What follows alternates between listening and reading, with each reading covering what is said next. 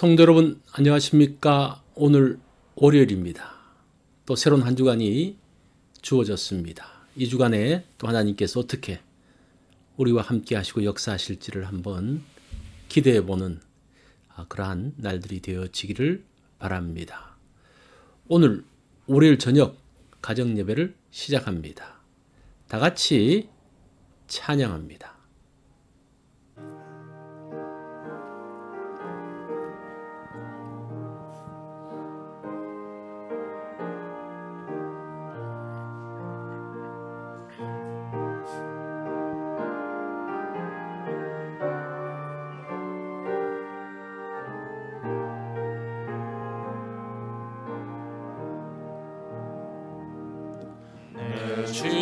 주님이 부신 그곳은 참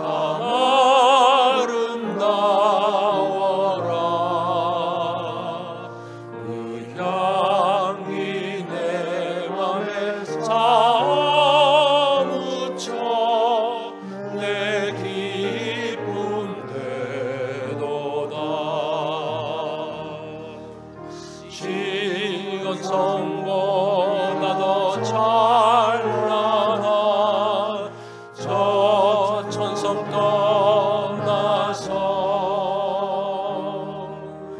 이 세상 오신 예수님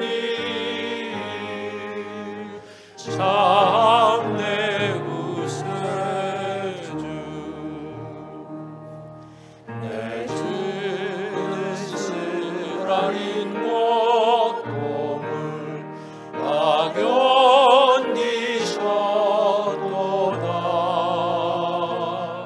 주 지신 십자가 대할 때 나는 흘리네. 시건성보다 더 찬란한 저 천성 떠나서 이 세상 오신 예수님 참 내 구세주. 내 주님이 부신 귀한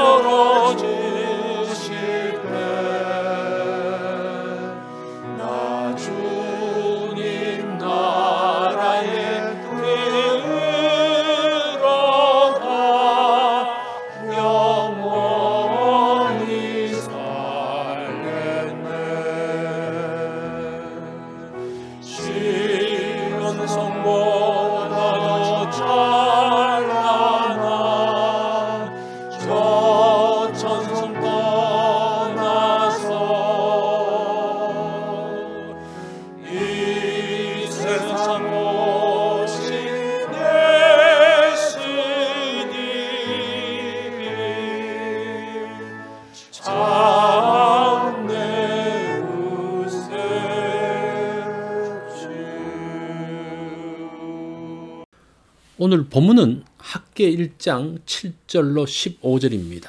이 말씀 한 절씩 교독합니다. 만군의 여호와가 말하노니 너희는 자기의 행위를 살필지니라. 너희는 산에 올라가서 나무를 가져다가 성전을 건축하라. 그리하면 내가 그것으로 말미암아 기뻐하고 또 영광을 얻으리라. 여호와가 말하였느니라.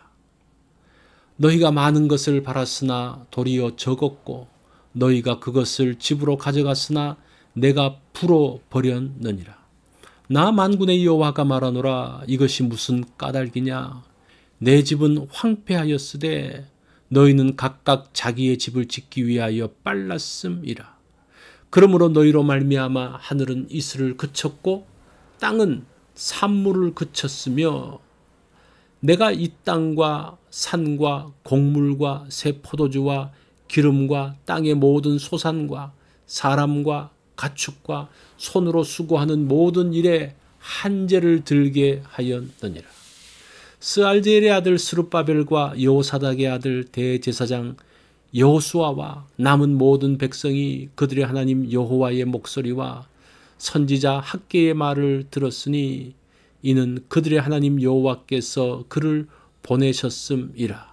백성이 다 여호와를 경외하며 그때에 여호와의 사자 학개가 여호와의 위임을 받아 백성에게 말하여 이르되 여호와가 말하노니 내가 너희와 함께 하노라 하니라.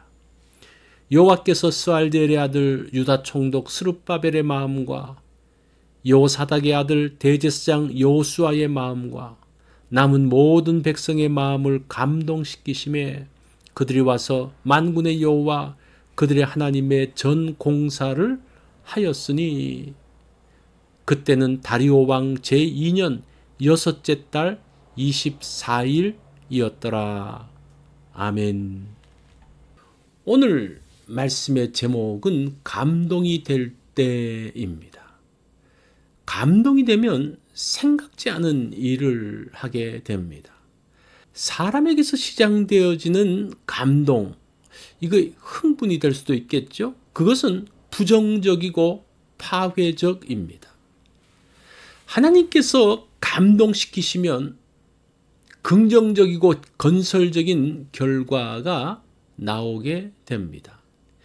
에스라서를 보면 에스라 1장 1절로 2절에 보면 여호와께서 바사왕 고레스의 마음을 감동시키심에 저가 온 나라에 공포도 하고 조소도 내려 가로되 하늘의 신 여호와께서 나를 명하사 유다 예루살렘의 전을 건축하라 하셨나니 5절 보면 이에 유다와 베냐민 족장들과 제사장들과 레위 사람들과 무릇 그 마음이 하나님께 감동을 받고 올라가서 예루살렘 여호와의 전을 건축하고자 하는 자가 다 일어나니. 바벨론 포로에서 돌아온 유다 사람들은 성전 건축을 시작했습니다. 바벨론에서 돌아온 42,360명 모두가 한 마음이 되어서 하나님의 성전 건축을 준비하며 즐거운 마음으로 예물을 드렸습니다. 성전 건축이 시작되었을 때 모두가 열심히 일했습니다. 그러나 주변 나라들의 결사반대로 성전 건축이 중단될 수밖에 없었습니다. 성전 건축이 중단된 채 1년, 2년, 10년이 흘렀고 지금은 중단된 지 14년이 지나고 있습니다. 처음에는 성전 건축 중단으로 마음에 부담이 있었지만 14년이 지나가자 이제는 당연한 일이 되었습니다. 이제는 누구도 성전을 다시 건축할 마음을 내지 못하고 있습니다. 처음에는 성전 없이 산다는 것이 불안하고 불편했습니다. 이제는 성전 없이 사는 것이 익숙해졌습니다. 성전 없이도 큰 문제 없이 잘 살고 있기 때문입니다. 이제는 자기 집을 가꾸는 것에 애착을 두고 살고 있습니다. 성전을 다시 세우는 일을 누구도 생각지 못하고 있었습니다. 자, 그런 상황 가운데서 14절을 봅니다. 여호와께서 스알디엘의 아들 유다 총독 스룹바벨의 마음과 여호사닥의 아들 대제사장 여호수아의 마음과 남은 바 모든 백성을 감동시키심에 그들이 와서 만군의 여호와 그들의 하나님의 전 역사를 하였으니, 하나님께서 성전 재건을 계획하셨습니다. 하나님께서 바람을 일으키시고 계십니다. 총독과 제사장 모든 백성의 마음을 감동시키셨습니다. 고레스의 마음을 감동시킨 하나님은 총독과 제사장 백성의 마음을 감동시키시죠. 하나님께서 감동시키시니 사람들이 일어나고 있습니다. 선지자 학개를 보내시어 잠자는 영혼을 깨우시고 유다 백성들을 감동시키셨습니다. 학개의 책망을 백성들이 받아들이고 있습니다. 하나님께서 감동시키셨기 때문입니다. 백성들은 학개의 말에 귀를 기울이고 있습니다. 하나님께서 학개를 보내신 것을 알았기 때문입니다. 백성들은 여호와를 경외하는 마음으로 학개의 말에 순종했습니다. 하나님께서 백성들의 마음을 깨우시고 감동시키셨기 때문입니다. 가능성이 없는 일이 일어났습니다. 잊혀진 채로 방치되어 누구도 관심을 갖지 않았습니다. 마음이 싸늘하게 식어 무슨 말에도 움직여지지 않았습니다. 이런 상황에서도 하나님께서 감동시키시면 마음이 움직이기 시작합니다. 땅에 떨어져 박혀있던 연이 부는 바람을 타고 생명을 얻어 다시 날아오르듯이 깊이 잠들었던 마음들을 하나님께서 깨워 일으키십니다.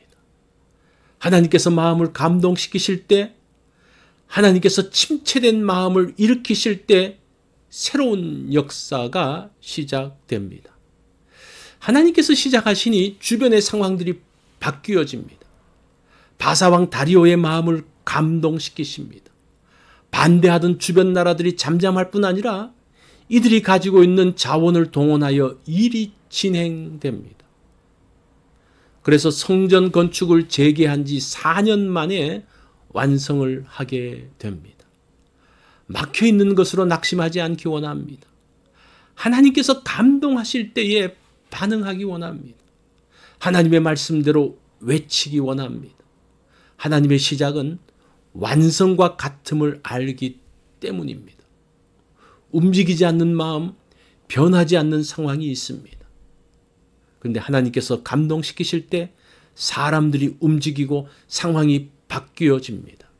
오늘 하나님의 감동케 하심에 민감하기 원합니다.